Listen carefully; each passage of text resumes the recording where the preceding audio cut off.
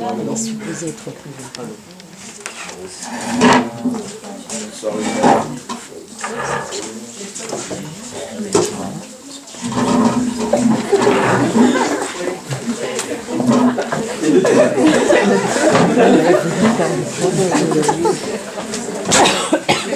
Bonjour mesdames et messieurs, veuillez vous asseoir.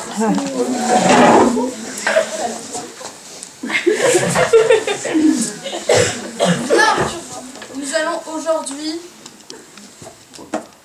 nous occuper de l'affaire de l'INDRA face à Madame Aubry, technicienne supérieure de laboratoire ici présente, et Monsieur Bidochon, cuniculteur. Nous commencerons par l'affaire opposant Madame Aubry, technicienne supérieure de laboratoire à l'INRA. Madame Aubry, veuillez exposer les faits. Merci Madame le juge. Tout d'abord, j'aimerais commencer par exposer les faits. Tels qu'ils sont. Ma cliente, Madame Aubry ici présente, a eu un accident de travail qui lui a causé la perte de l'audition. Une question subsiste. Que lui est-il arrivé?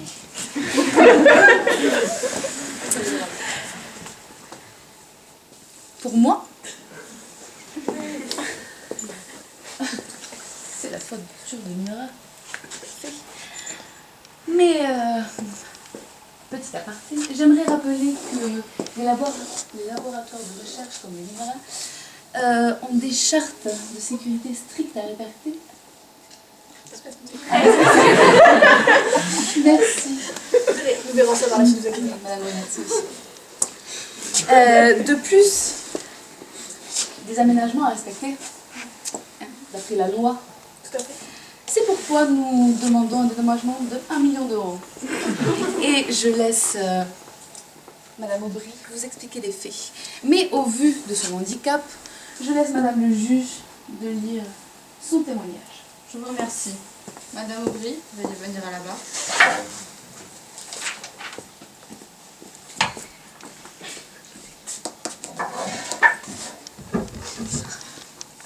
Bien. Je suis technicienne à l'INDRA depuis plusieurs années. Le jour de mon accident, il y avait beaucoup de travail. C'est pourquoi je suis restée quelques minutes de plus pour finir ce que j'avais à faire. J'ai dû me rendre rapidement dans la chambre d'azote et je me suis évanouie. Mais je ne me souviens de rien avant mon réveil à l'hôpital. Dans mon travail, je suis quelqu'un de méticuleuse et prudente. C'est pourquoi je porte plainte, car je ne pense pas que ce soit de ma faute si aujourd'hui je suis atteinte de surdité.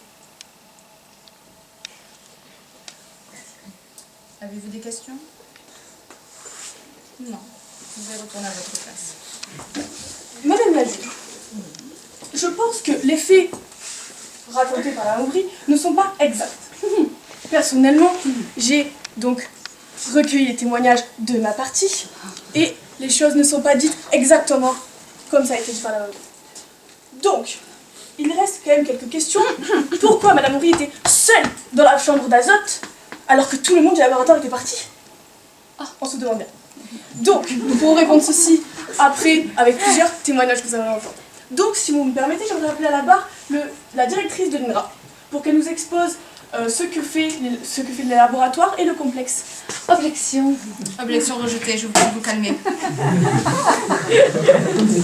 Madame Fernandez est appelée à la barre. Je vous prie de surveiller votre comportement, madame. Étant la directrice de l'INRA, je compte tout d'abord vous présenter le laboratoire. L'INRA, Institut national de recherche agronomique, est un organisme public sous double tutelle du ministère chargé de la recherche. C'est le premier institut européen de recherche créé en 1970.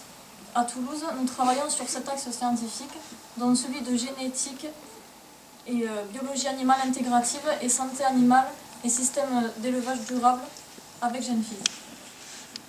D'accord. Est-ce que vous pouvez nous parler de tout ce qui est norme, de ce que vous avez mis en place pour les laboratoires, s'il vous plaît?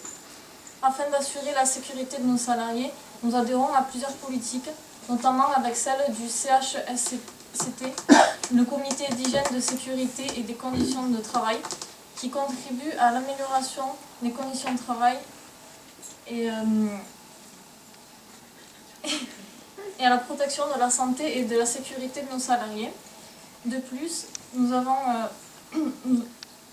assurons la prévention au travers d'une politique santé, sécurité, environnement et nous avons un comité d'hygiène de prévention. Chaque laboratoire a un responsable de qualité sécurité qui emploie 35 secouristes sauveteurs du travail. Pour finir, nous avons mis en place en 2003 un outil de pilotage nommé OPI qui vise à évaluer et prévenir les risques biologiques, physiques et chimiques durant un mode opératoire.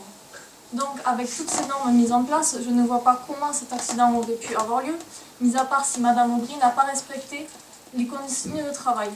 N'est-ce pas? Merci pour votre intervention, madame. Nous pouvons voir que le laboratoire possède de nombreux systèmes et respecte les normes. Donc j'aimerais appeler à la barre, si vous me le permettez, le responsable de la sécurité pour qu'il nous explique exactement son rôle et les procédures mises en place. Très bien. Madame Boulingas est appelée à la barre.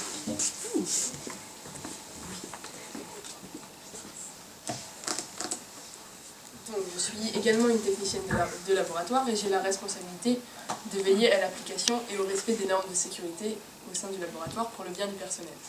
Très bien. Donc, Pardon, vous avez dit quelque chose? est-ce que vous pouvez nous dire si cette zone est libre d'accès? Est-ce que tout le monde a le droit d'y rentrer comme il a envie? Non, des dispositions sont prises pour prévenir tout risque d'accident. Des badges sont nécessaires pour entrer dans les différentes parties et certaines requièrent une accréditation qui s'obtient à la suite d'une formation suivie par le personnel. Excusez-moi, nous ne sommes pas dans un salon d'esthétique ici. Immédiatement, nous sommes en procès. Un peu de sérieux, je vous prie. Oui, madame le juge. Et je vous prie de vous adresser à moi avec un peu plus de respect et pas avec votre air condescendant. Merci. Vous pouvez continuer. J'ai fini de répondre à la question. Très bien. Donc, vous nous avez parlé de formation.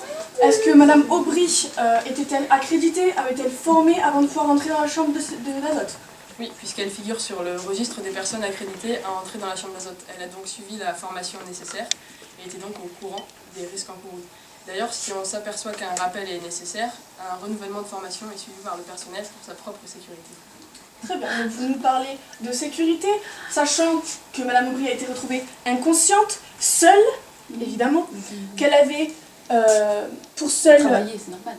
Bien sûr, sans respecter les règles de sécurité, madame? D'accord, je pense pas qu'on fait le même travail, du coup. Donc, pouvez-vous dire qu'elle a respecté les règles de sécurité comme il fallait pour avoir une sécurité optimale? De toute évidence, non, parce qu'il faut être deux pour pénétrer dans la chambre d'azote afin d'évacuer la personne en cas d'accident. De plus, un équipement spécifique est nécessaire, constitué de bottes, de gants et d'un tablier, comme on peut en trouver dans l'INRA avec d'autres équipements tels que les badges contrôlant le niveau de radioactivité. Ensuite, on a 35 personnes qui sont formées au premier secours et donc capables de prodiguer les premiers soins en cas d'accident sur le lieu de travail. Et enfin, j'aimerais ajouter que la chambre d'azote est équipée d'un oxymètre qui permet de contrôler le niveau de dioxygène et alerte le technicien en cas de niveau insuffisant. Il peut donc sortir avant de mettre sa vie en danger. N'est-ce pas? Nous vous remercions. Merci, madame la juge. Puis-je appeler le gardien à la barre, s'il vous plaît? Tout à fait. Une minute. Monsieur le gardien.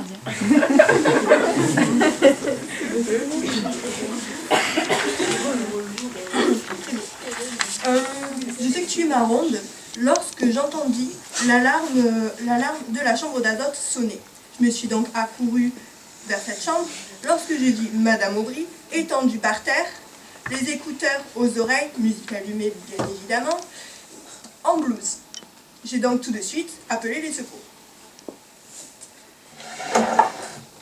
Monsieur le gardien, pouvez-vous nous dire où étiez-vous lorsque l'alarme a sonné et votre travail au sein du laboratoire de l'INRA?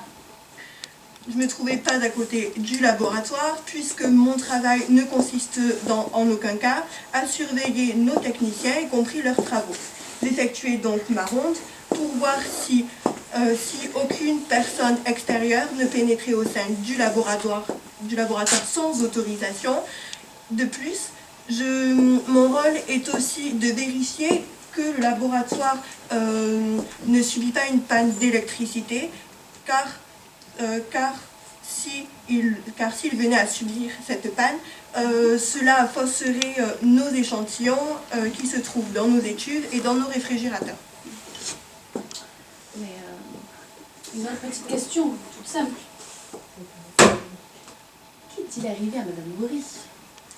Donc, je suppose que Madame Aubry est entrée dans la chambre d'azote en blouse, avec ses écouteurs aux oreilles, musique allumée.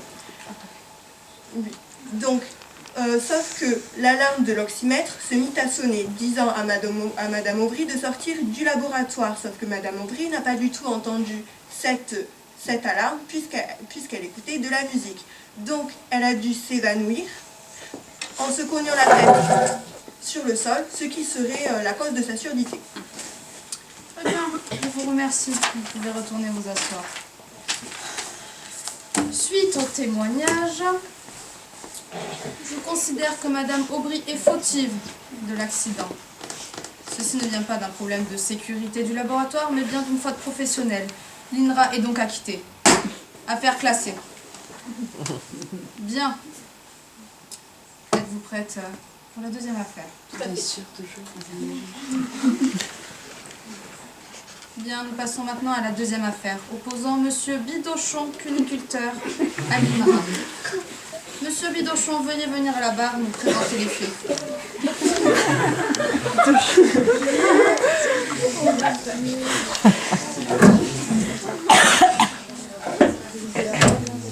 Et bien voilà que ça fait que 5 ans que je bosse avec le labo.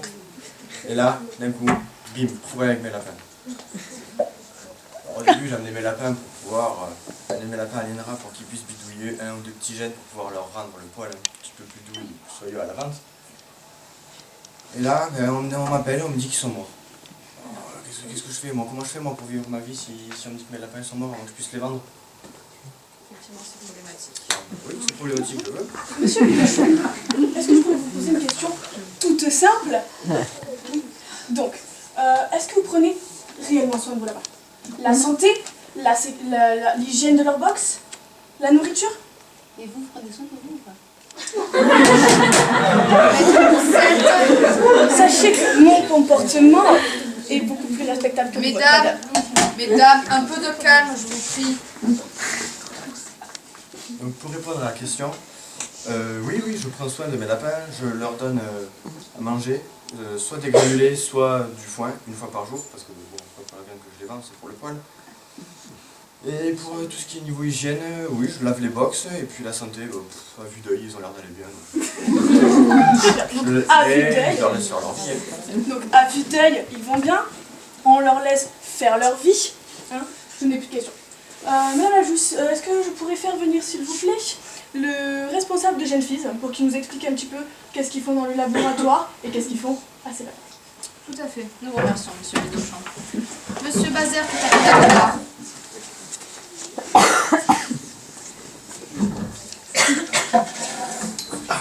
Donc à Genfis, nous travaillons sur l'organisation et la structure du génome, ainsi que sur les mécanismes d'élaboration des phénotypes de divers animaux, dans le but de transférer, en fait de repérer d'abord et ensuite de transférer des gènes d'intérêt entre les individus.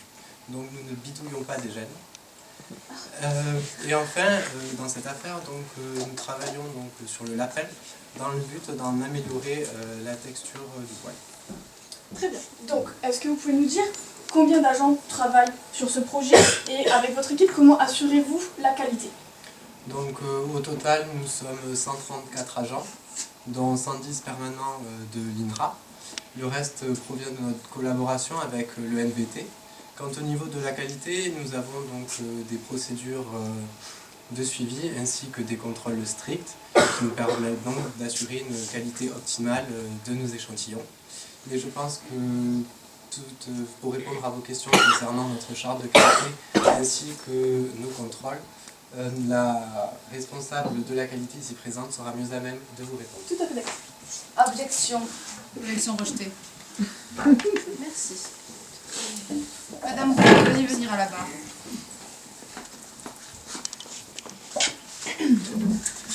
Je suis donc la responsable qualité au sein de l'équipe Genfise.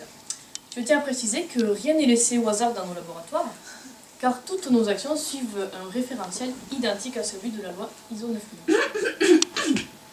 De plus, nous avons des Vous codes avez quelque barres. chose à redire, maître? De plus, nous avons des codes barres présents sur tous nos échantillons, ce qui permet de garder une traçabilité pour optimiser donc la qualité. Ainsi, grâce à notre site intranet, dans la rubrique prévention qualité, nous pouvons suivre tous nos échantillons, savoir dans quelle étuve ils se trouvent ou dans quel frigo, et de savoir bien sûr s'ils ont été sortis. Donc tous les modes opératoires sont également rentrés sur ce site intranet, après avoir été testés et validés. Ils peuvent donc être imprimés et relus à tout moment. Donc tout comme le cahier personnel de charge que chaque agent de l'équipe Genfise possède.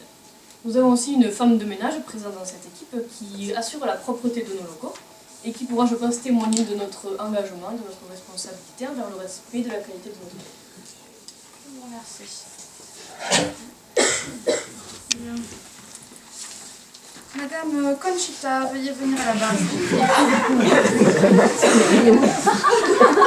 C'est comme ça la France.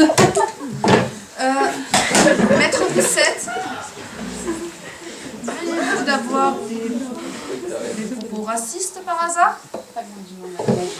J'espère bien. Veuillez l'excuser, vous pouvez parler. Mon travail consiste à nettoyer 2 fois par semaine le sol des laboratoires, de nettoyer les salles de conférence, les locaux, ainsi que les toilettes. De plus, j'adapte chacun de mes produits à chaque lieu à nettoyer. Effectivement, dans ces lieux, les matériaux et produits diffèrent, ce qui nécessite une telle diversité de produits. Cependant, je n'ai ni le droit de laver, toucher le matériel et les paillasses de nos techniciens.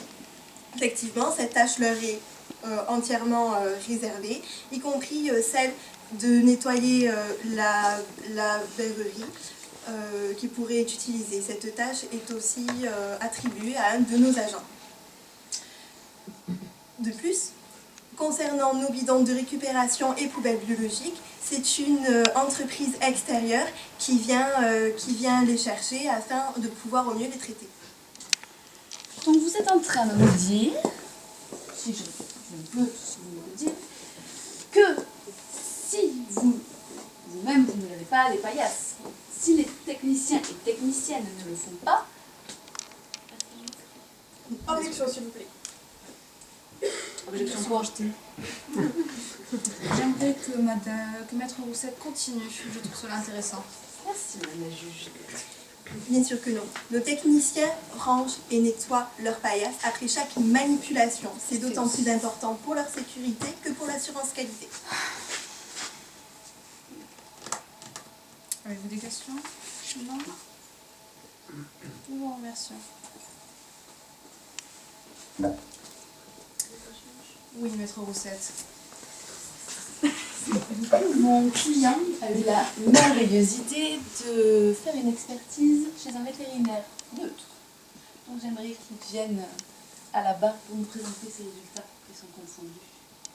Très bien.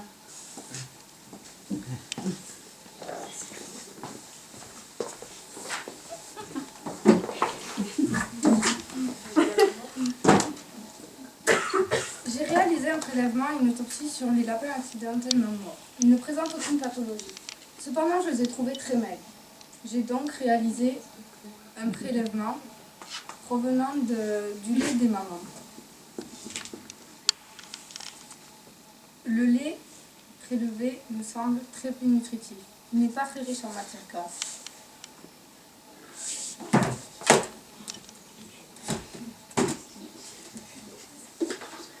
Voici un échantillon de lait normal et l'échantillon de lait des lapins de monsieur et de choses.